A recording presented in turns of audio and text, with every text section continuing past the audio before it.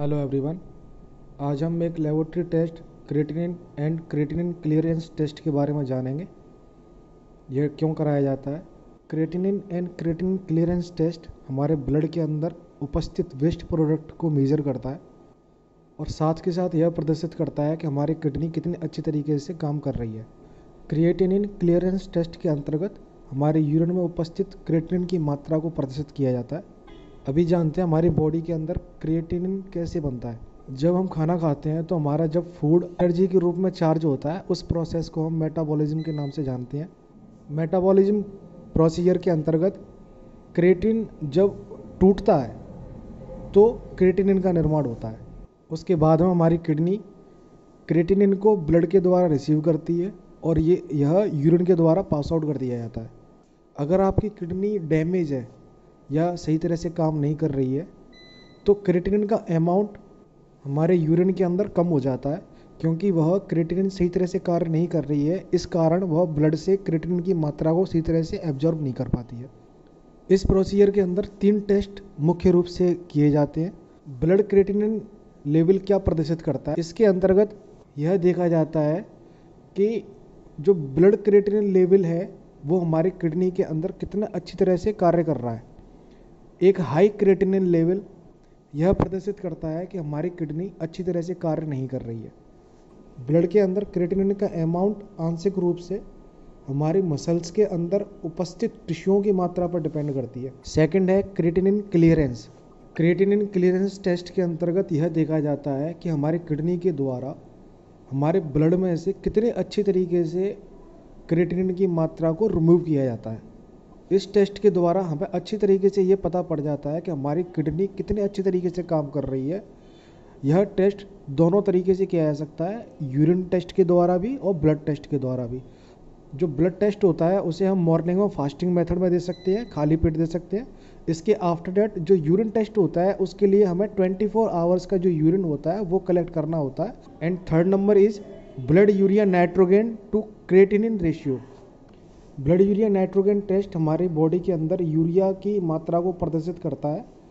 Blood urea हमारी body के अंदर जब प्रोटीन टूटते हैं तब इसका निर्माण होता है। यूरिया लीवर के द्वारा बनता है और हमारी बॉडी से यह यूरिन के द्वारा बाहर निकाल दिया जाता है। क्रिएटिनिन टेस्ट को क्यों कराया जाता है? सबसे पहला यह देखने के लिए किया जाता है कि हमारी किडनी सही तरह से कार्य कर रही है कि नहीं कर रही है। उसके बाद में किसी प्रकार की किडनी डिसीज़ को देखने के लिए इसका टेस्ट कराया जाता है। सेकेंडली यह देखने के लिए कराया जाता है कि कई पेशेंट बहुत ज़्यादा मात्रा में मेडिसिन कंज्यूम करते हैं तो उसके बाद में किडनी सही तरह से कार्य कर रही है, कहीं वो डैमेज तो नहीं हो गई। किसी पेशेंट को डिहाइड्रेशन है, उसको देखने के लिए यह टेस्ट कराया जाता है। क्योंकि डिहाइड्रेशन के अंतर क्या होता है कि ब्लड यूरिया नाइट्रोजन का जो लेवल होता है वो किडनी के लेवल से ज़्यादा मात्रा में रिश्ता है। तो उससे क्या होता है कि हमारी किडनी डिसीज हो सकती है किसी प्रकार की, या फिर ये यूरिन हम जिस तरीके से पास आउट कर रहे हैं उसमें प्रॉब्लम आने के चांसेस ज़्यादा रहते हैं। इस टेस्ट को कराने से पहले क्या क्या प्रिपरेशन की ज़रूरत होती है ये हम जानते हैं। क्रिएटिनिन टेस्ट को कराने से पहले हमें 2 दिन तक कोई भी हैवी एक्सरसाइज नहीं करनी होती है और 24 आवर्स से पहले हमें किसी प्रकार का मीट वगैरह नहीं खाना होता है और ज़्यादा मात्रा में प्रोटीन का सेवन नहीं करना है। चाहे वो हमारा ब्लड यूरिया क्रिएटिनिन का टेस्ट हो, चाहे सीरम क्रिएटिनिन का टेस्ट हो और चाहे क्रिएटिनिन क्लियरेंस का टेस्ट हो, इन तीनों के अंतर्गत हमें ये बातें ध्यान रखनी है। इस टेस्ट को कराने से पहले कॉफ़ी का भी सेवन नहीं करना है, इस चीज़ का भी हमें ध्यान रखना है। क्या करना है, हमें ज़्यादा से ज़्यादा मात्रा में पानी पीना है, क्योंकि ज़्यादा पानी पिएंगे तो हमारी बॉडी के द्वारा यूरिन ज़्यादा मात्रा में पास होगा। क्रिएटिनिन टेस्ट जो होता है वो हमारे ब्लड सैंपल से किया जाता है और क्रिएटिनिन क्लियरेंस टेस्ट होता है वो किया जाता है यूरिन के द्वारा। अब हम जानते हैं क्रिएटिनिन क्लियरेंस टेस्ट का क्या प्रोसीजर होता है। क्रिएटिनिन क्लियरेंस टेस्ट के अंतर्गत हमें 24 घंटे का यूरिन कलेक्ट करना होता है। उसके लिए हमें क्या करना होता है कि हम जब मॉर्निंग में जगते हैं तो सबसे पहले जो फर्स्ट यूरिन होता है उसको पास करना है। पास करने के बाद में अपना टाइम नोट करें और उस टाइम के बाद में 24 घंटे तक हमें जितना भी यूरिन आता है वो हमें एक जार के अंदर कलेक्ट करना है। और उस जार के अंदर जब भी हम यूरिन वगैरह पास आउट करते हैं तो हमें उससे पहले एक चीज़ का ध्यान रखना है कि उसको इंटरनली इनसाइड से या अंदर की तरफ से टच वगैरह नहीं करना है। 24 आवर्स तक अपना यूरिन कलेक्ट करना है, उसके बाद में लेबोरेटरी के पास जाना है और उनको सैंपल दे देना है।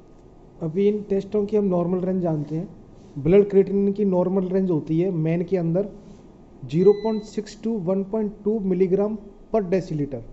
अगर इसको माइक्रोमोल पर लीटर के अंदर मापा जाए तो 53 टू 106।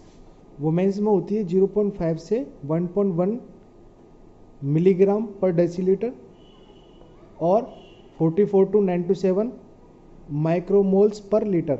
और चाइल्ड के अंदर 0.3 टू 0.7 mg/dl। अब आते हैं क्रिएटिनिन क्लीयरेंस टेस्ट की वैल्यू पे।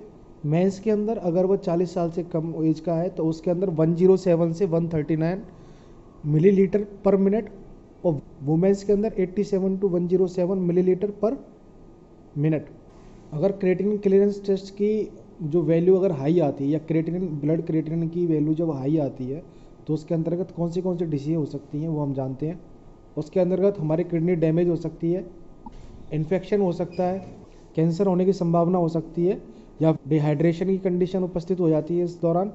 आज के लिए इतना ही। अगर ये वीडियो आपको अच्छा लगा है मेरे चैनल स्टडी पॉइंट को लाइक करें, सब्सक्राइब करें और शेयर करें। आपका दिन शुभ हो। Thank you.